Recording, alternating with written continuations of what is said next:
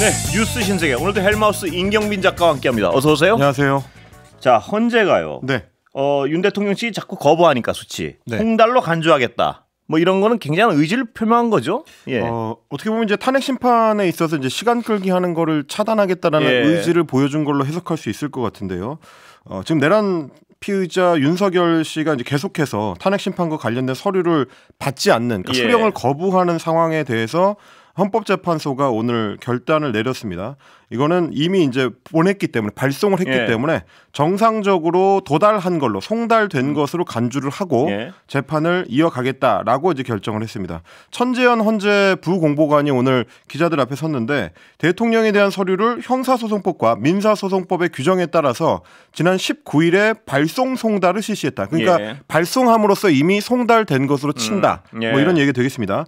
그래서 발송 송달의 효력은 대법원 판례에 따라서 소송 서류가 송달할 곳에 도달된 때에 발생하기 때문에 소송 서류를 실제로 수령하지 않았어도 그 효력은 발생을 한다. 이런 얘기가 되겠습니다. 그러니까 이미 헌재에서는 서류를 갖춰서 보냈기 때문에 보내는 순간부터 효력이 이제 발생한 것과 마찬가지고, 실제로 그 보낸 서류가 도착해야 될 곳에 갔으니까 그 서류를 받아서 가져갔는지 여부는 중요하지 않다.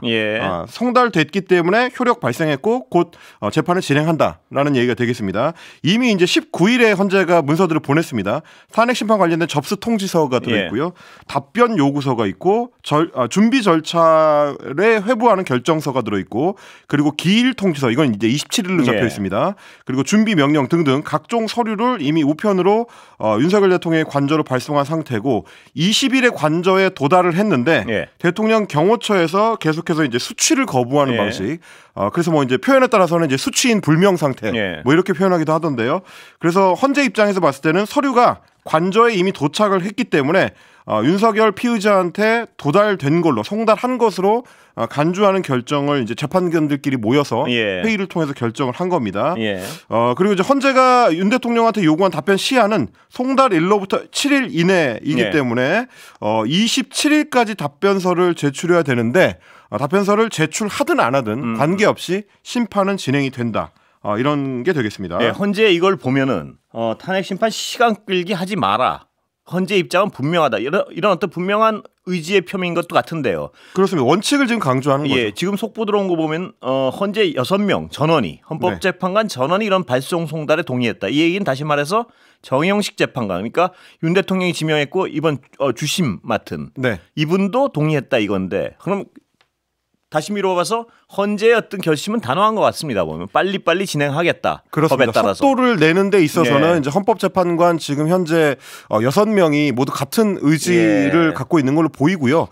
그리고 이제 27일에 이제 변론 준비 기일이 잡혀 있는데 아직 윤석열 피의자 쪽에서는 뭐 누가 이제 대리인을 하는지도 명확하게 좀 밝히지 않고 있는 상태입니다. 그런데 이것도 역시 마찬가지인 게, 변론 준비 기일에 당사자가 나오지 않더라도 어차피 심판은 그대로 진행이 됩니다. 이거는 이제 그 전에 뭐 다른 재판들에서도 이제 똑같이 적용이 됐던 거기 때문에 이것도 역시 마찬가지로 시간을 끌기 위해서 나가지 않는다거나 대리인을 지명하지 않는다고 하더라도 사건은 진행된다. 뭐 이렇게 말씀드리겠습니다. 근데 피의자 윤석열 대통령 측에서는요, 이 수치 거부하고 또 공수처 2차 출석 요구서도 수용 거부하고, 완전히 무슨 이 국가의 통수권을 맡았던 분이 이건 모든 법을 편법적으로 운영하는 것 같은데요, 보니까. 수사기관 입장에서는 가장 좀 이제 골치 아픈, 그러니까 질이 좋지 않은 피의자를, 법을 잘 아는 피의자요. 뭐 법을 잘 아는 걸 수도 있고요. 도피 중이거나 도망 중인 거일 수도 있고, 이런 식으로 이제 출석 요구에 응하지 않는 피의자들이 어떻게 보면 가장 좀 이제 빨리 처리를 해야 되는 피의자들인데, 그래서 이제 체포영장 같은 것들이 있는 거고요. 그런데 오늘까지도 고위공직자범죄수사처에서 보낸 2차 출석 요구서에 대해서 수령을 거부하고 응답을 하는 것을 거부를 했습니다. 이미 이제 공수처가 18일까지 출석을 해달라고 하면서 1차 출석 요구서를 보냈는데, 그때도 수령을 거부했었고요. 공수처가 다시 20일에 25일 오전 10시까지 소환조사를 받아라라고 2차 출석 요구서를 보냈는데, 그것도 역시 수령을 거부하고 소환에 불응하는 걸로 지금 답을 하고 있습니다. 12일에 본인이 대국민 담화를 하면서 수사나 탄핵 심판에 응하겠다라고 이제 국민들 앞에서 약속했던 것을, 법적 책임을 진다고 하지 않았습니까? 본인이. 그렇습니다. 정면으로 지금 거스르고 있는 겁니다.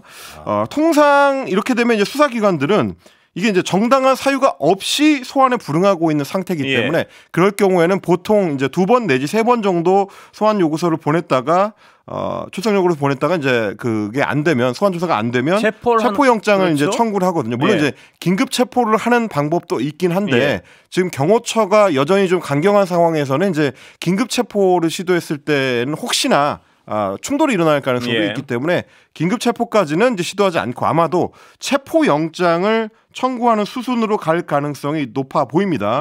일단 뭐 경찰 쪽에서도 그런 입장을 계속해서 강조하고 있는데 공조본에서는 이제 3차 소환 통보를 할 수도 있고요. 곧바로 체포영장을 청구하는 쪽으로 진행을 할 수도 있습니다. 근데 이제 3차 소환 통보를 하게 되면은 날짜가 이제 내년으로 넘어가게 되기 때문에 그렇게까지 이제 시간을 오래 끌 수 있을 것 같지는 않고 지금 공조본이 그동안 이제 해왔었던 수사의 양태를 봤을 때는 곧바로 이제 체포영장을 청구하는 수순으로 밟게 되지 않을까. 대부분 그렇게 지금 예상들을 하고 있습니다. 왜냐하면 이미 검찰도 두 차례나 소환 통보를 했는데 여기에도 응하지 않았었기 때문에 지금까지 행태를 봤을 때 이제 윤석열 피의자 쪽에서는 수사에 적극적으로 응할 생각이 없어 보인다. 그러면 이제 특단의 조치가 필요하지 않나 싶습니다.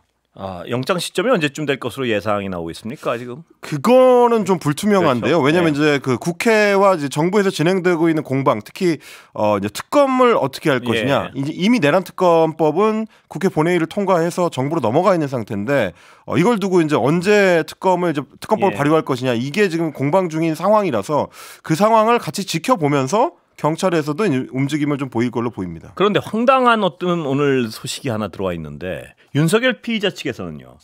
이런 워딩을 했다 그럽니다. 비상계엄 하나로 수사의 탄핵까지 답답하다. 그러니까 비상계엄이 이게 어떻게 받아들여야 되는지 모르겠는데 이 비상계엄 같이 아무것도 아닌 거 하나로 탄핵하고 수사하고 이렇게까지 해야 되냐 뭐 이런 얘기인가요 이게? 이게 아마도 이제 윤석열 대통령 측의 석동현 변호사라고 이제 소개가 되는데 왜냐면 이제 공식 수임계를 낸 변호인은 아니기 때문에요.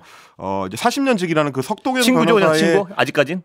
뭐 굳이 자격을 따지자면 이제 친한 사람 정도 될 것 같은데 비상계엄 하나로 수사에 탄핵까지 하는 거에 대해서 좀 받아들이기 어려워한다라는 취지. 그리고 굉장히 좀 답답하다라고 주변에 토로를 한다라는 취지의 발언을 그러니까 윤석열 피의자 본인의 얘기군요. 이게 전원이. 요 얘기를 기자들한테 이제 한 것 같습니다. 그러면서 윤석열 대통령은 수사보다는 탄핵 심판 절차가 우선돼야 한다라고 이제 이런 생각을 갖고 있다라는 거고요. 그러면서 비상계엄이 주된 수사 사항이라고 한다면 대통령으로서는 국정의 난맥 상황 전반에 대해서 이야기를 해야 되는데 과연 수사기관이 그런 준비가 되어 있는지 의문이다. 그러니까 이 사안, 그러니까 대통령의 일종의 통치 행위라고 할 수 있는 계엄 문제와 관련해서는 탄핵 심판이 먼저다. 이런 입장을 갖고 있다는 겁니다. 그렇다고 해서 무슨 탄핵 심판에 적극적으로 응하는 것도 아니고요. 근데 이제 이 발언은 아마도 이제 그동안 윤석열 내란 피의자나 혹은 뭐 국민의힘 쪽에서 이제 지속적으로 얘기해왔었던 말의 연장인 걸로 보입니다. 탄핵 심판과 형사 사건을 동시에 진행할 수 없다. 기존에 뭐 다른 검사들이나 이런 사건에서도 특히 이제 손준성 검사 사건이나 이런 거를 봤을 때도 형사 사건이 진행되고 있을 때는 형사 사건의 결론이 적어도 1심까지 나올 때까지만이라도 탄핵 심판을 멈춘 적이 있다. 그러니까 비슷하게 윤석열 피의자에 대해서도 둘 다를 동시에 진행하기는 어렵다. 그러니까 이것도 이제 시간 끌기의 연장선에서 하는 말이거든요. 근데 이제 이 문제에 대해서는 이미 기존에 8년 전에 박근혜 당시 이제 파면된 대통령에 대해서 헌재가 명확한 결론을 내린 바가 있습니다. 헌법재판소에서 진행하는 탄핵 심판은 형사재판하고 이제 온전히 같이 가는 것이 아니기 때문에 별도로 따로 심리해서 진행할 수 있다. 그래서 그 당시에도 역시 박근혜 피의자의 심판 1심 재판 결과가 나오기 전에 탄핵 심판 결과가 먼저 나왔었어요. 윤석열 피의자 측의 전략은 아주 일관되게 시간 끌기로 보입니다. 왜냐하면 모든 서류 받지 않고 출석 요구 응하지 않고 그다음에 또 윤석열 대통령이 지금 대리인인 한덕수 대행은 역시 그 기조에 정확히 일치하는 행위들을 하고 있습니다. 지금. 그렇습니다. 상설특검의 어떤 추천 의뢰조차 안 하고 있는 이 불법적인 상황부터 해가지고요. 내일 국무회의에서도 올리지 않겠다는 거 아닙니까? 지금 특검법을. 지금 정부의 입장이 이제 그런 쪽에 가 있습니다. 내일 이제 국무회의가 예정돼 있는데 이른바 이제 쌍특검법, 그러니까 내란 일반 특검법하고 김건희 여사 관련된 특검법에 대해서 이 쌍특검법을 국무회의 안건으로 상정하지 않을 전망이다. 왜냐하면 총리실 관계자가 오늘 이제 기자들한테 밝힌 내용인데 주어진 시간이 내년 1월 1일까지 시한으로 돼 있고 예. 그래서 헌법과 법률 국가의 미래를 기준으로 다양한 의견을 듣고 결정할 문제이기 때문에 내일 국무회의 안건으로 올리기는 현실적으로 힘들다라고 네. 이야기했습니다. 그러면 이제 내일 올리지 않게 되면 결국 이제 야당에서 계속 주장을 해왔었던 탄핵 여부를 결정하는 시한이 24일까지 처리하는 것이었는데 야당은 내일까지로 했죠. 예. 그렇습니다. 못을 박아놓고 있었는데 내일 올리지 않겠다라는 얘기는 곧 야당의 이제 새로운 또 행동을 추인하게 되는 뭐 그런 상황이 될 수도 있을 것 같습니다. 예. 일단 야권에서는 이제 기다려주지 않겠다라는 입장인데 우원식 국회의장만 하더라도 오늘 별도의 입장을 냈습니다. 한덕수 권한대행한테 비상계엄 상설특검 후보자 추천 의뢰 절차 이거를 미루는 것 자체가 납득하기가 좀 어렵다. 예. 오늘 중으로 상설특검 후보자 추천 의뢰를 국회로 해달라라고 이제 공개 요청을 했습니다.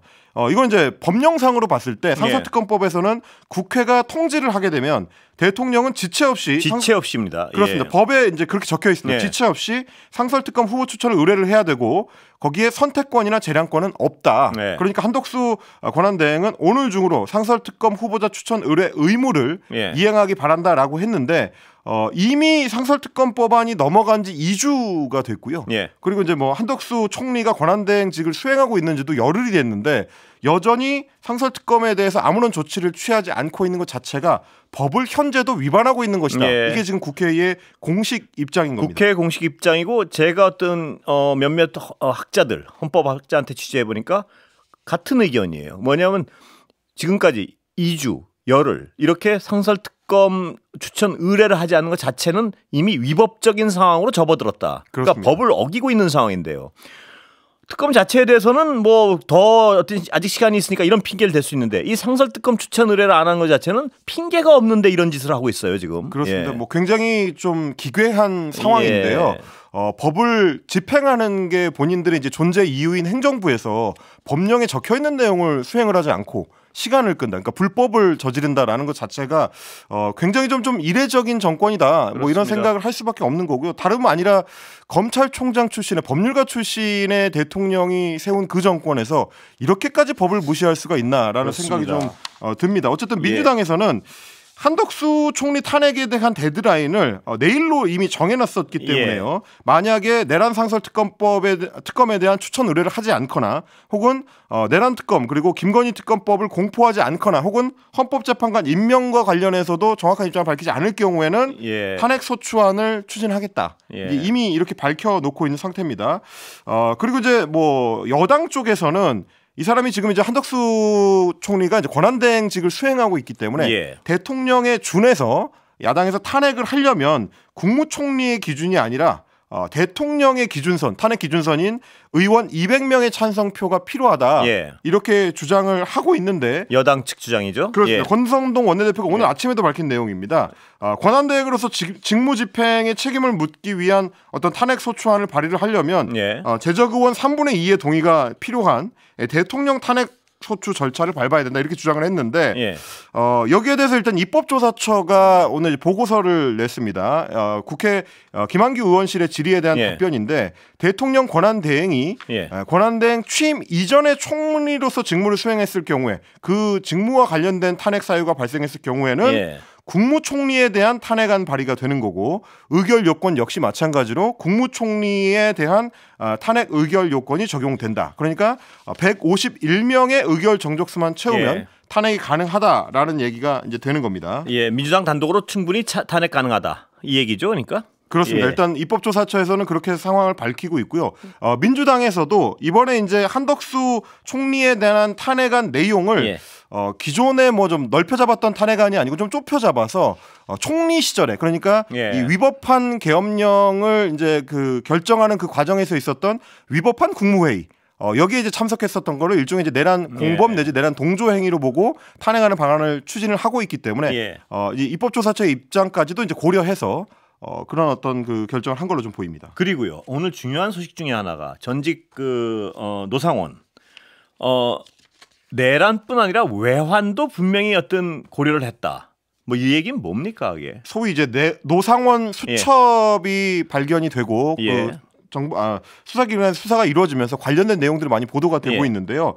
수첩의 내용을 확인해봤더니 북한의 공격을 유도한다라는 취지의 내용이 들어 있었다는 겁니다. 경찰의 이제 국수본 특별수사단의 관계자 이제 발언을 인용한 걸 보니까 북방 한계선 NLL에서 북의 공격을 유도라는 내용의 메모가 적혀 있었다는 거고 이거는 이제 앞서서 보도됐었던 내용하고 일맥상통하는 부분이 있습니다. 김영현 전 국방부 장관이 이제 계엄을 위해서 북한의 공격을 모의했었던 정황, 합참 의장을 비롯해서 이제 군 관계자들한테 소위 그 오물풍선의 원점 타격을 뭐 지시한다든지 혹은 이제 이 공격 드론을 띄워서 평양 상공을 날개한다든지 이런 것들도 결국 이제 북한의 공격을 유도했었던 거 아니냐라고 했는데 이 계엄을 전체적으로 설계했다고 지금 추정되고 있는 노상원 전 정보사령관의 수첩에도 그런 내용이 들어 있었다라는 거고요. 조금 전에 이제 국회에서 윤건영 의원이나 이제 행안위의 민주당 의원들이 관련 질의를 했는데 우종수 국수본 본부장이 사실에 부합한다라고 답변한 걸로 봐서는 내용이 있었던 거는 이제 확실한 것 같습니다. 그러니까 이들은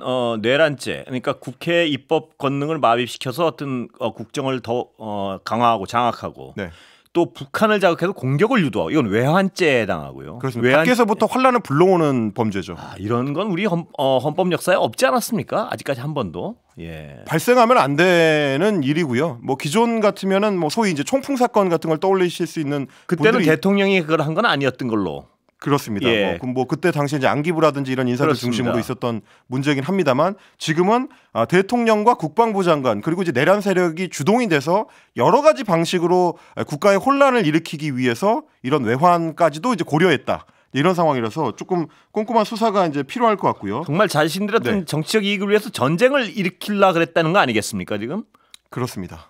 끔찍한 일이군요 정말. 실제로 수행이 됐다면 정말 어떤 일이 벌어졌을지 걱정이 되는 거고 이제 수첩 내용을 보니까 노상원 수첩 안에는 국회 봉쇄라는 단어도 적혀 있었고요. 정치인, 언론인, 종교인, 노조, 판사, 공무원 등을 두고 수거 대상이라고 이제 지목을 해서 수거라는 건 곧 이제 체포의 의미로 해석이 된다라고. 수거될 뻔했군요. 언론인도 포함이 되어 있었습니다. 여기까지 듣겠습니다. 정말 황당하군요. 수고하셨습니다. 임경미 작가.